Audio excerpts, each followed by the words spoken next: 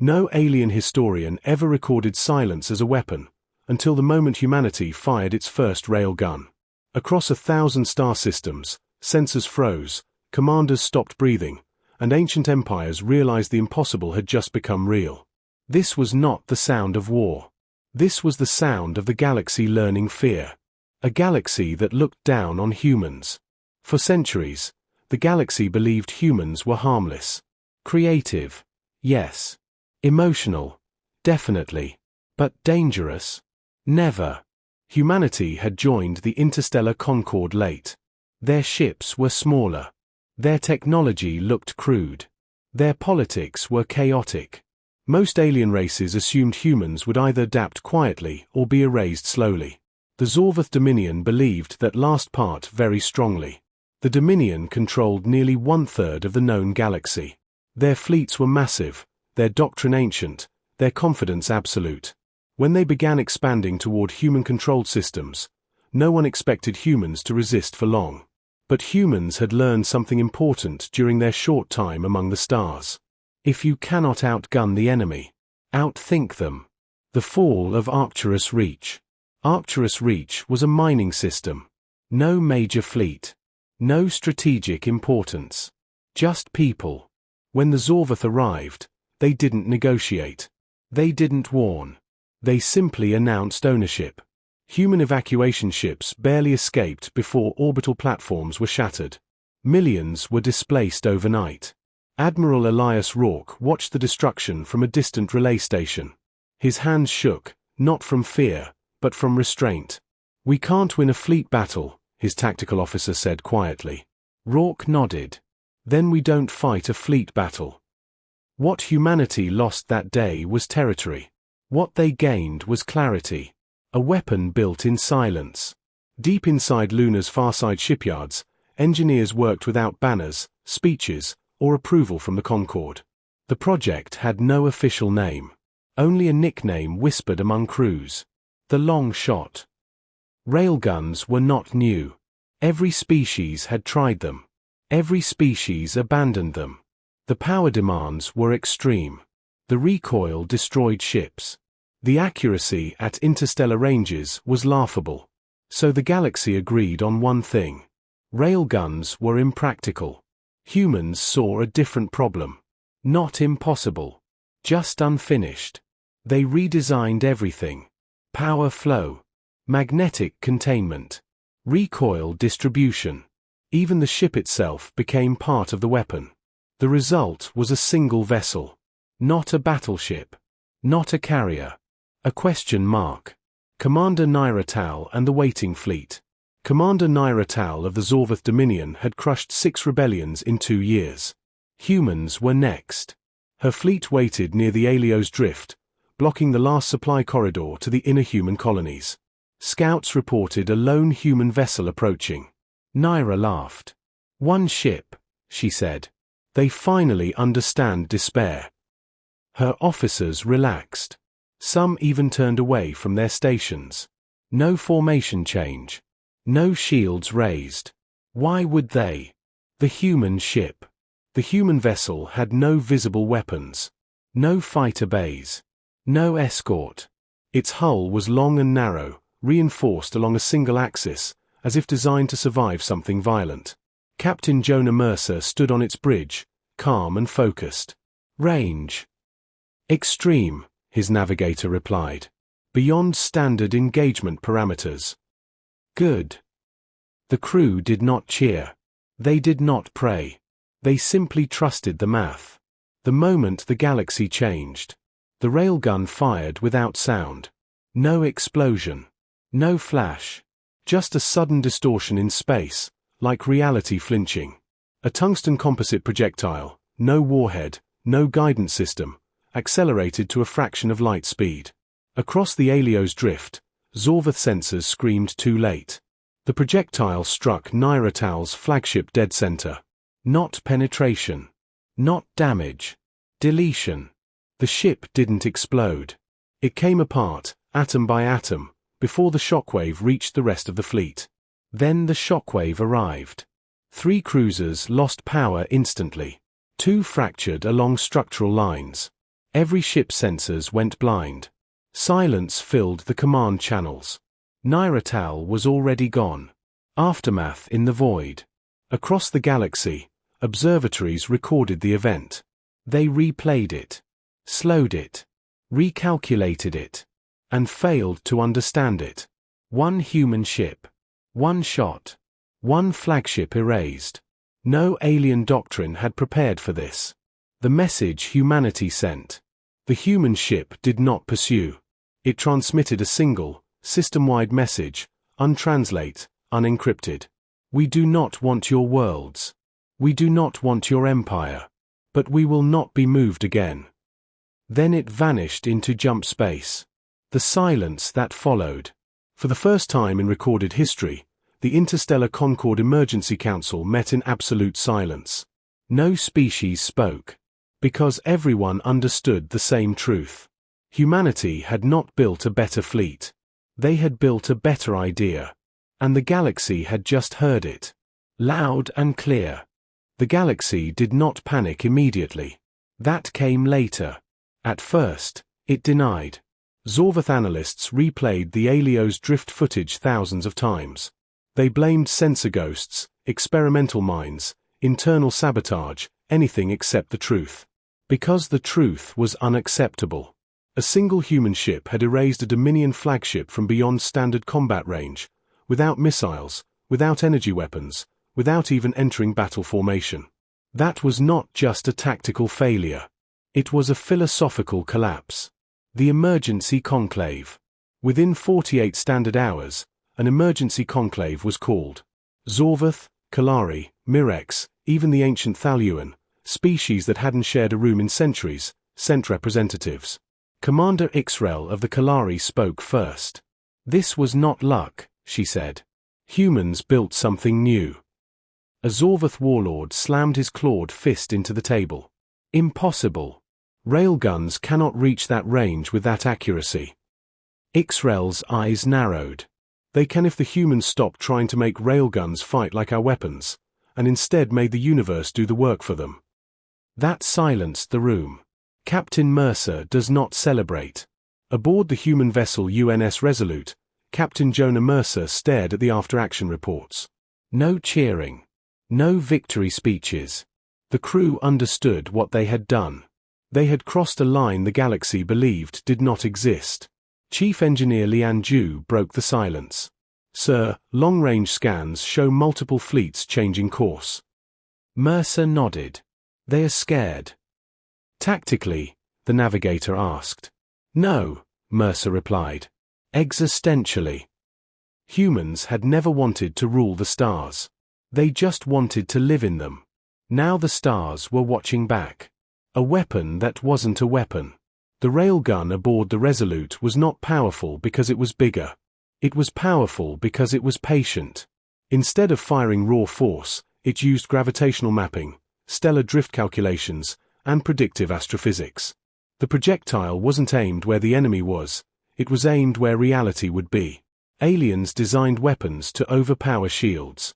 Humans designed weapons to ignore the argument entirely. That difference mattered. The first countermove. The Zorvath Dominion adapted quickly. Too quickly. Supply convoys were rerouted. Flagships clustered behind layered defenses. Entire fleets hid inside nebulae and gravity wells, assuming the railgun required clean space. They were wrong. Humans never build a tool for one situation. The trap at Black Veil. 3 weeks later, the Zorvath set their own trap. A decoy fleet appeared near the Black Veil Nebula, broadcasting damaged signals and false navigation data. They wanted to lure the Resolute into distorted space where long-range targeting would fail. Captain Mercer saw through it instantly. They think our weapon needs visibility, he said calmly. It needs math. Instead of approaching, the Resolute retreated, on purpose. Zorvath commanders celebrated prematurely. Then the railgun fired. The projectile entered the nebula at a calculated angle, using gravitational shear to curve its trajectory mid-flight. No guidance system. No course correction. Just certainty. 2 Zorvath cruisers vanished before their alarms even triggered. The decoy fleet scattered in blind terror. The galaxy starts asking questions. After Black Veil, the narrative changed. It was no longer, can humans do this again? It became, how many ways can they do this? Alien engineers studied human data leaks obsessively. Philosophers argued about human psychology. Military leaders rewrote doctrines overnight. One Thaluan elder summarized it best. Humans do not fight battles. They fight assumptions. Internal fractures. Not everyone welcomed humanity's rise. Within the interstellar concord, whispers spread. They are destabilizing the balance. They act without approval. They are too unpredictable. An emergency directive was drafted. Quietly. Restrict human military autonomy. Confiscate experimental weapons. Force compliance. The irony was painful. The same powers that ignored human colonies when they burned now feared humans for refusing to burn quietly. A conversation in the dark. Late one cycle, Captain Mercer received a private transmission. No insignia. No encryption flag. Just coordinates. Against protocol, he accepted. The hologram revealed an unfamiliar alien. Tall, translucent-skinned, eyes like fractured stars. I am Envoy Seraph of the Mirex Collective, it said. We have watched your kind carefully. Mercer remained silent. Seraph continued. The Zorvath fear you. The Concord fears you. But some of us are curious. About what? Mercer asked. How a species so young learned to weaponize imagination. Mercer smiled faintly. We didn't. We survived long enough for it to matter. The choice before humanity. Seratha's message ended with a warning. The galaxy is shifting. You can become a shield, or a storm. After the transmission ended, Mercer gathered his senior crew. They're right, he said. This doesn't end with one ship. Navigator Reyes frowned. So what do we do? Mercer looked out at the stars. We make sure humanity is never alone again. The silence breaks. Within days, independent systems began reaching out to humans. Quietly. Trade worlds. Border colonies. Species tired of empires. They didn't ask for conquest. They asked for deterrence. The railgun had fired once. Its echo was changing everything. And somewhere, deep within human space, new shipyards began construction. Not of bigger weapons, but of better ideas. The galaxy no longer whispered about humans. It listened. In the quiet spaces between stars, where empires once moved without fear of notice, something new had appeared. Not a fleet, not a border, but an idea. If humans were watching, the universe behaved differently. A network forms in the shadows. The first to reach out were not governments. They were traders whose roots had been taxed into poverty. Colonies abandoned by their own empires. Species labeled strategically insignificant. They did not contact Earth. They contacted rumors.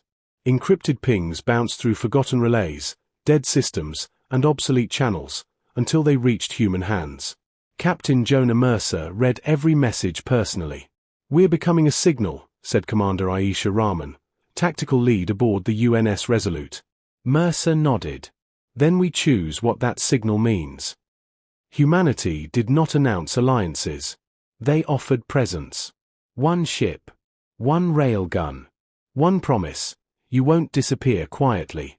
The Zorvath adaptation. The Zorvath Dominion finally stopped denying reality. Their response was brutal and clever. They stopped using large ships. Instead, they deployed civilian masked vessels, embedding weapons inside trade hulls, hiding among neutral traffic. If humans fired, they would be labeled monsters. If they hesitated, colonies would burn. It was a perfect trap. For any species that thought in straight lines. The human answer. Humans did not fire. They recorded. Every masked ship was tracked. Every movement logged. Every weapon's activation time-stamped. Human AS, never fully autonomous, always supervised, mapped patterns no organic mind could see alone. Chief Analyst Thomas Ayer delivered the conclusion quietly. They're relying on our conscience as a limitation. Mercer folded his hands. Then we make conscience part of the weapon. The broadcast.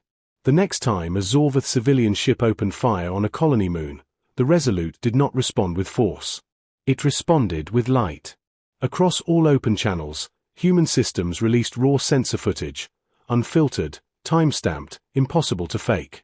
Weapon ports unfolding. Energy signatures activating. Zorvath command codes embedded in supposedly neutral ships. The broadcast repeated once. Then again. Then everywhere. The galaxy watched the Zorvath lie in real time. Trade guilds froze contracts. Neutral systems closed ports. Old allies began asking dangerous questions. The Zorvath Dominion did not lose ships that day. They lost credibility. Fear takes a new shape. At the Interstellar Concord, emergency sessions turned into shouting matches. They weaponize information. They weaponize restraint. They weaponize morality. An elder Thaluan delegate spoke softly. No. They weaponize truth. And we taught them how powerful lies could be. Silence followed. The second railgun shot. The second railgun firing did not target a ship. It targeted a star. A dying red dwarf on the edge of inhabited space, scheduled to go supernova in 12 years, threatening 6 populated systems. Human astrophysicists had run the numbers. The railgun projectile struck the star's core at a precise angle and time, inducing controlled instability. The star shed mass safely, its future rewritten. 6 systems were saved. No one had ever used a weapon to protect a star. The galaxy reeled. Humanity redefined. After that, no one called it a railgun anymore. They called it a tool. And that terrified everyone even more. If humans could destroy a flagship, if they could expose deception, if they could rewrite stellar fate, what else had they not thought of yet? The offer from the Mirex. Envoy Sereth returned, this time with others. We propose a compact, Sereth said. Not an empire. Not a military bloc. Mercer listened carefully. A shared early warning network. Mutual defense. Transparency. Rahman raised an eyebrow. They want humans as the backbone. Mercer answered calmly. They want humans as the proof. Resistance from within. Not all humans agreed. On Earth, protests erupted. Too dangerous. Too powerful. We'll become what we fear. Mercer watched the feeds in silence. Then he spoke, not as a soldier, but as a human. We didn't build this to dominate, he said in a public address. We built it because we were tired of being erased quietly. The message spread faster than any broadcast. Humanity was not asking permission anymore. It was explaining itself. The Zorvath final move. Cornered, exposed, and humiliated, the Zorvath prepared their last answer. A planet killer. Hidden for centuries.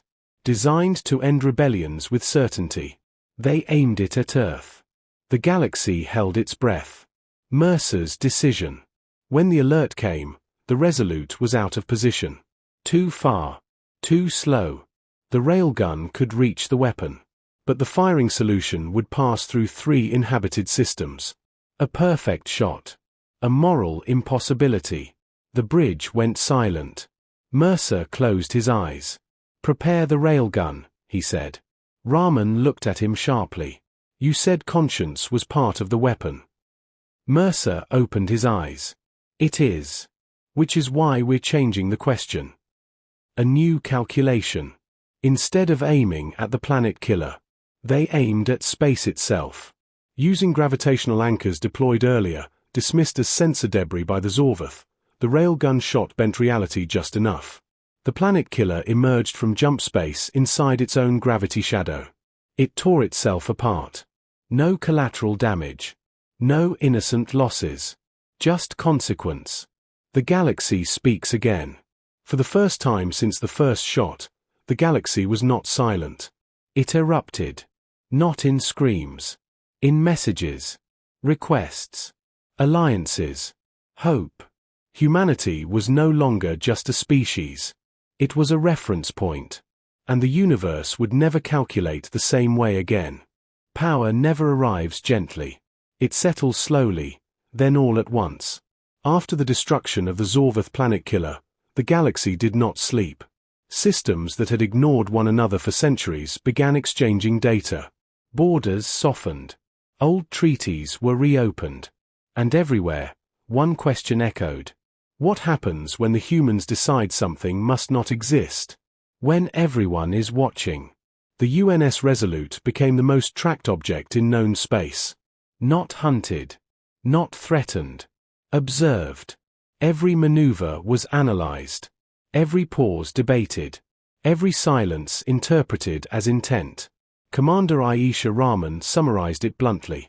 "They're not afraid of what we do," she said. "They're afraid of what we might do." Captain Jonah Mercer understood.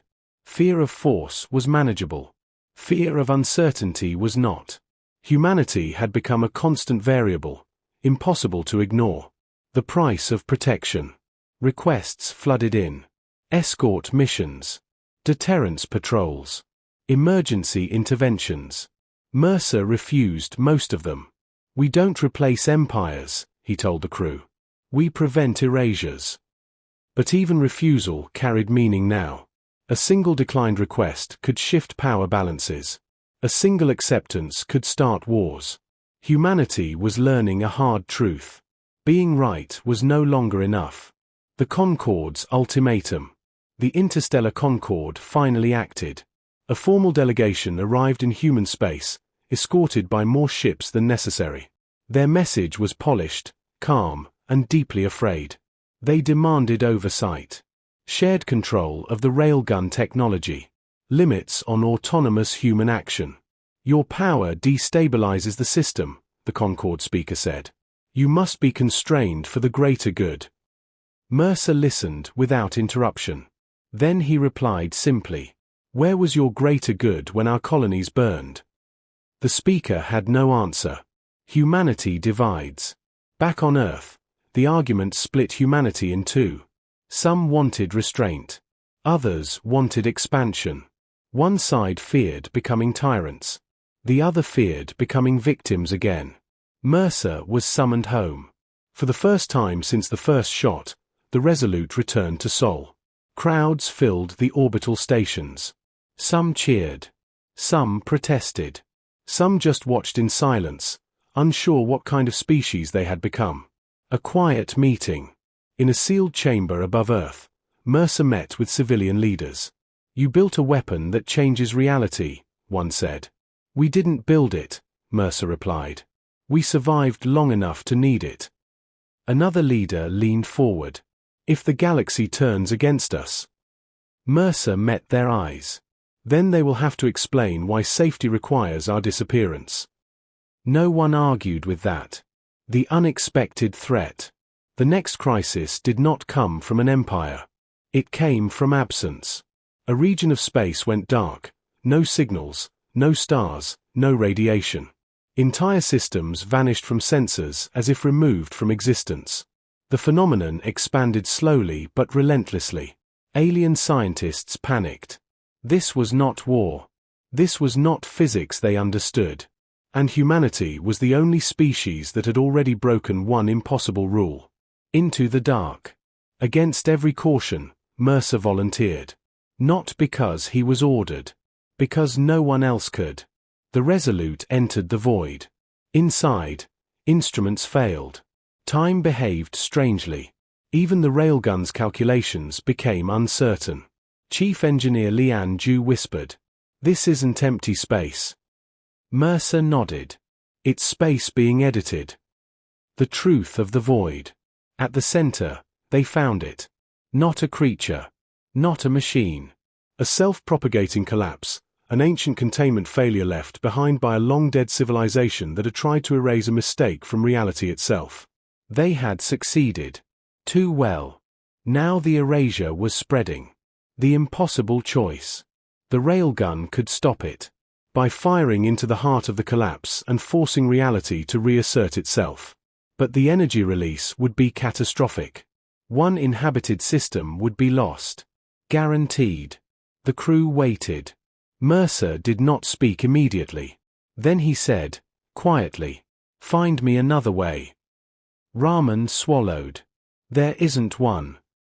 Mercer closed his eyes. For the first time since Alio's drift, he hesitated. A human solution. The answer did not come from a weapon. It came from people. Engineers rerouted power. Navigators rewrote equations mid-flight. Medical officers pushed neural interfaces beyond safety limits. They did not remove the collapse. They fed its structure, using the railgun not as a strike, but as a scaffold. The shot fired in segments, pulsed and shaped, stitching reality back together instead of tearing it apart. The void stopped expanding. No system was lost. Everyone collapsed in exhaustion. The galaxy understands. When the Resolute emerged, damaged but intact, the message spread faster than fear ever had. Humans had chosen the harder path. Again. They had power to destroy. And still refused to take the easy way. The Concorde withdrew its ultimatum quietly. The Mirex compact expanded overnight. Even former Zorvath systems opened channels, not in surrender, but in something unfamiliar. Respect. Mercer's realization. Standing alone on the bridge, Mercer finally understood. Humanity had not become gods. Gods demanded obedience. Humanity had become something far rarer. A constraint on chaos. And the universe, vast and violent as it was, had decided it needed one. History does not end with victory. It ends with meaning. Long after the void collapse was stabilized, long after fleets returned to patrol routes that now felt obsolete, the galaxy remained changed in a way no sensor could measure. For the first time, power had been exercised without hunger. And that unsettled everyone. A question no one dared ask. The interstellar Concorde reconvened, not in panic, not in outrage, but in uncertainty. The speaker addressed the assembly with unusual honesty. Humanity now possesses the ability to alter war, diplomacy, and even astrophysics itself. The question before us is no longer whether they are dangerous. The chamber fell silent. The question, the speaker continued, is whether they will ever stop. Across the galaxy, the same question spread, from capital worlds to fringe colonies, from ancient empires to newborn civilizations. Humanity heard it too. Captain Mercer's last address. Captain Jonah Mercer knew he could not answer that question with a weapon. So he answered it with words. The broadcast went out on every open channel, translated into hundreds of languages, stripped of symbolism and threat. He stood in a simple uniform, no medals visible. "We did not ask to be feared," Mercer began. "We did not ask to be followed." He paused. "But we did ask not to be erased." Images followed, not of battles, but of people. Refugees returning home. Mixed species crews rebuilding stations. Children standing beneath stars that still existed because someone had chosen restraint. "The railgun was never our message," Mercer said. "It was our punctuation." The human declaration. Then came the declaration, simple, deliberate, irreversible. Humanity would not expand territory by force. Humanity would not sell its weapon. Humanity would not rule. Instead, the railgun platforms, newly revealed and far more numerous than anyone suspected, would be locked into a single function. Deterrence against annihilation-level threats only. Planet killers. Stellar sabotage. Reality-scale weapons. Nothing else. "If the universe tries to erase someone," Mercer said, "we will intervene." "And if it doesn't?" the Concorde speaker asked privately afterward. Mercer answered calmly, "Then we will stay quiet." The silence redefined. The galaxy tested that promise. Small wars broke out. Border skirmishes flared. Old grudges resurfaced. Humanity did nothing. No shots. No warnings. No interference. Fear slowly gave way to understanding. Humans were not arbiters. They were limits. And limits, the galaxy learned, could be stabilizing. The final test. Years later, the last test came. Not from an empire. From a discovery. Deep space explorers uncovered relics of the same ancient civilization that had caused the void collapse. Technology capable of rewriting causality itself. A weapon that could prevent wars by removing decisions before they were made. Perfect peace. At the cost of free will. The Concord debated endlessly. Some argued peace was worth any price. Others argued that choice, even violent choice, was sacred. All eyes turned, inevitably, to humanity. Mercer's decision.